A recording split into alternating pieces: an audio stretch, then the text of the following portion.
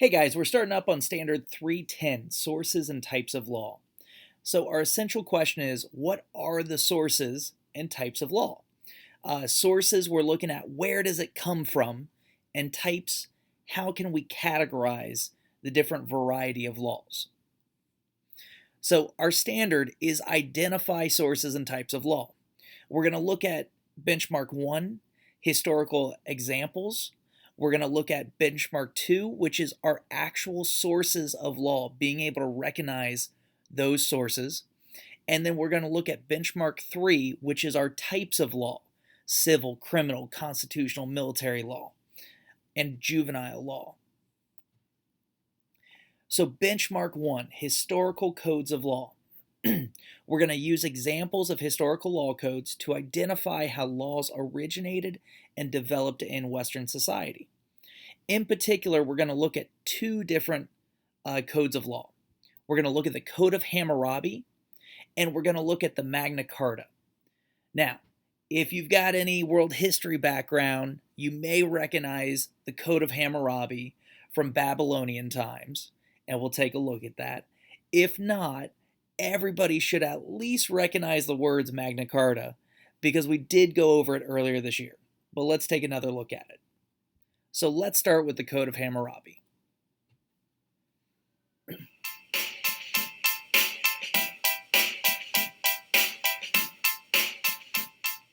Hey guys, welcome to Hip Use History. We're doing a world history quickie for you guys out there. How about that? The Code of Hammurabi. It's going to be on the exam.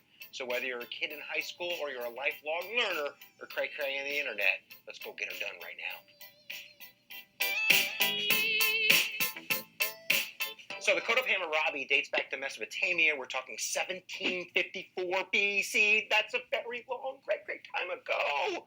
And that's why it's really important. We're on the 6th Babylonian king, Hammurabi, made judgments on civil matters and family matters and sexual matters and slavery matters and inheritance matters and crime and lots of decisions. And he decided to write them down. Whether he wrote them down to self-glorify himself because he was like, yo, I'm a king and I'm really important, or whether they actually were kind of like legal government codes that ran the city is really irrelevant. What's important, and this is kind of the thesis, the big idea, is that these legal codes, these 282 laws, are really going to influence that area for a millennium, for thousands of years, and they're even going to drift into parts of our own legal code. Actually, Hammurabi is etched into the Supreme Court building in Washington, D.C. That's how important it is, kiddies.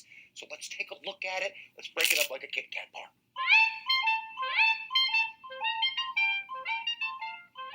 So really, I just want to talk a little bit about generalities. You've all heard kind of the, an eye for an eye. But if you actually read that, and that's code 196, let's go to the tape. If a man destroy the eye of another man, they shall destroy his eye. If one break a man's bone, they shall break his bone. If one destroy the eye of a freeman or break the bone of a freeman, he shall pay 1 mandra of silver. If one destroy the eye of a man's slave or break a bone of a man's slave, he shall pay 1/2 his price. Ugh, that's not as cool as you thought it was. Yeah, it's definitely kind of like a caste system. Depending on who you steal from or who you sleep or who you kill, that's going to really determine punishment. And there's really kind of slaves and commoners. There's an upper class, and then there's royalty. And I'm telling you, if you look at royalty the wrong way, they're going to cut your nose off. But really, the majority of Hammurabi's code is actually kind of civil law, like property codes and liabilities. There's actually a minimum wage. There's property rights in there and insurance concepts. And some of the most important concepts are probably in about a third of that document that relate to crime type of stuff. And there's some gruesome stuff in there, man. There really is. But nevertheless, there's also stuff in there about like innocent till proven guilty, and that you have to provide evidence in a trial, and that you have to have witnesses in your favor. And of course, if you're lying, we're going to drown you. But nevertheless, those are the concepts that bleed really into today. And there's a whole bunch of stuff about marriage and sex and divorce, and it gets a little bit creepy, to be honest with you. I don't want to talk about it. I'm feeling comfortable right now. But what I did was I chose my 3 most favoritists Hammurabi codes. Is that how you say that? Let's look at it.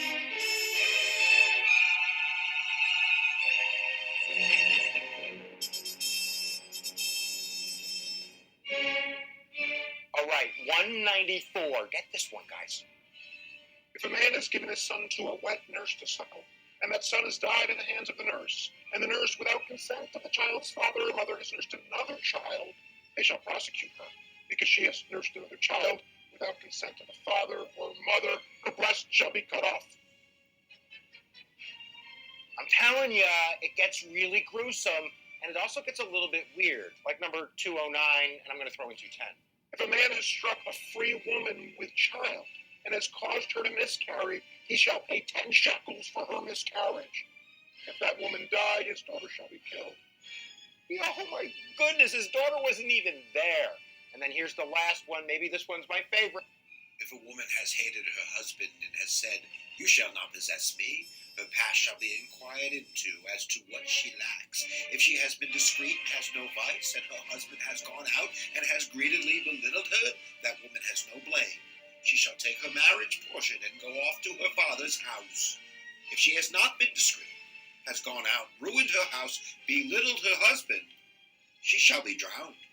That's pretty gangster. Yeah, you could take a look at it. I put a link down below. Some of them are pretty funny, but they're definitely really, really important. Not for their gruesomeness, but really for setting kind of that concept of this is what a government does, this is law and order, these are the rules. That's really important. All right, guys, make sure you subscribe to Hip Use History. It's so easy. You just got to press that big red button. Whoopee. Subscribe, fun, fast, focus, free. And I'll see you next time that you press my buttons. And never forget, where attention goes, energy flows. All right, so the most important things that you got to know from that is one, it's really, really old. It's one of the first times that we know of that laws were actually written down. Now, since then, we've found some that are tied to it, but for our purposes, we know it as the first written set of laws. And this act of writing those laws down and creating that structure and process has greatly influenced how societies develop their own laws. Written laws allowed for everyone to have access to the law. It couldn't just be changed whenever the king or the government wanted to change it. It meant that there was accountability. They also the Code of Hammurabi created this standard set of you do this, this is the punishment, so that people were treated equally based upon the classes of society at the time, but still individuals who were considered equal to each other received the same punishment. And even in there, if judges didn't uphold this law, they would be punished for breaking these rules. So in short, Hammurabi's code is straight up the rule of law. It influenced us to write stuff down, as well as to have everyone, no man is above the law, no man is below the law. So let's consider these questions. What is the Code of Hammurabi? And what's the connection between the Code of Hammurabi and the U.S. Constitution? I'll give you a minute to think on that.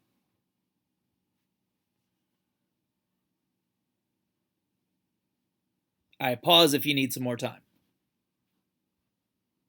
All right, here we go. So one, what is it? It's one of the first written sets of laws. And two, the connection between the Code of Hammurabi and the U.S. Constitution is both of them are written law. And we're going to take a look at this, but the U.S. Constitution is our basic set of laws. Let's take a look at the Magna Carta.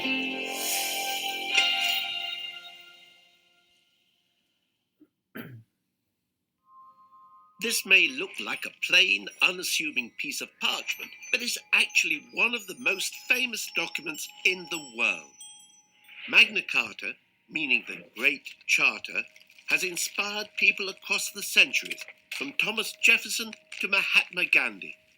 But why was the Charter originally created, and what does it actually say? Let us take you back to medieval England. It's the year 1215, and the ruler is King John. Many people believe that King John was one of the worst kings in history. He imprisoned his former wife, he starved his opponents to death, he allegedly murdered his own nephew, and pulled the beards of the Irish chiefs. King John had imposed heavy taxes on his barons in order to pay for his expensive foreign wars. If they refused to pay, he punished them severely or seized their property. The barons demanded that King John obey the law. When he refused, they captured London and John was forced to negotiate. The two sides met at Runnymede in June 1215. The result of the negotiations was written down by the king's clerks into the document we know as Magna Carta. Although most of the Charter's clauses dealt with medieval rights and customs, Magna Carta has become a powerful symbol of liberty around the world. The most famous clause, which is still part of the law today, for the first time gave all free men the right to justice and a fair trial.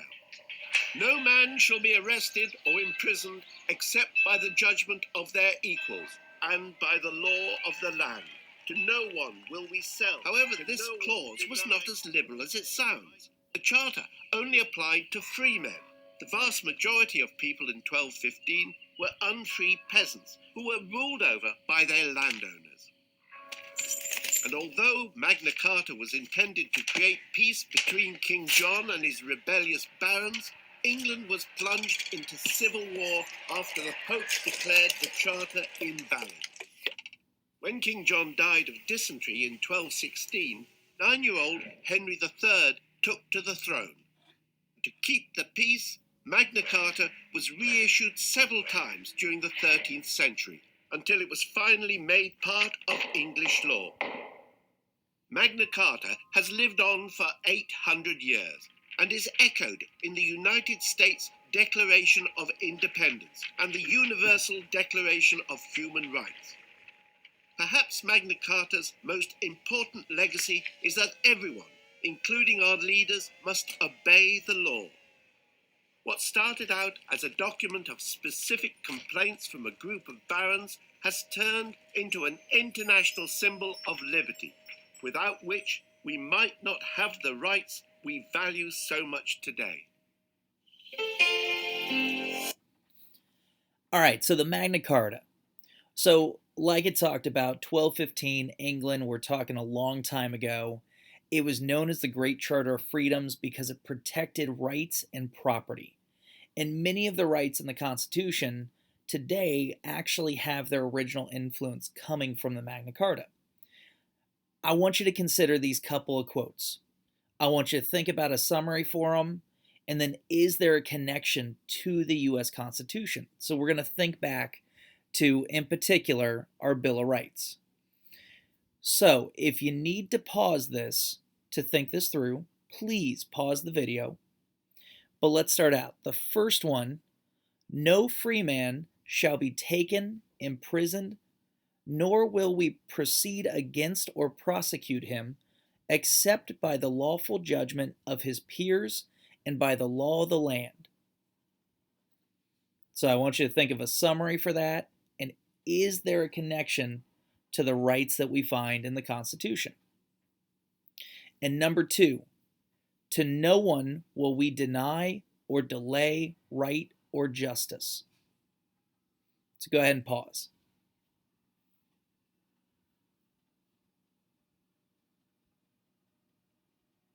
All right, either you didn't pause or welcome back. So let's take a look at the first one.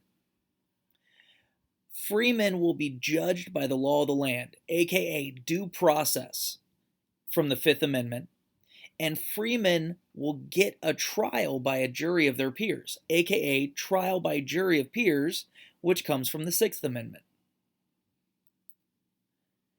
And to no one will we deny or delay right or justice. That means justice isn't going to be denied to anybody.